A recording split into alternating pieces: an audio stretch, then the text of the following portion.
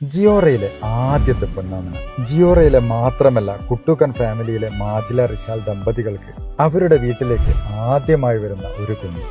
ഇതാണ് ജിയോറ ഹോസ്പിറ്റലിൽ ആദ്യമായി ഉണ്ടായ കുട്ടി. ശരിക്കും ഒരു ഹോസ്പിറ്റലൊക്കെ തുടങ്ങിയാൽ അവിടെ ആദ്യത്തെ ഡെലിവറി നടക്കാൻ വേണ്ടി ഒരു 6 മാസമെങ്കിലും എടുക്കും. പക്ഷെ നിങ്ങൾ ജനങ്ങൾ ജിയോറയിൽ അർപ്പിച്ച വിശ്വാസമാണ് ഇത്. ഹോസ്പിറ്റൽ തുടങ്ങിയിട്ട് വെറും 2 ആഴ്ചക്കുള്ളിൽ ഒരു കുട്ടി ജിയോറയിൽ ജനിക്കാൻ കാരണം.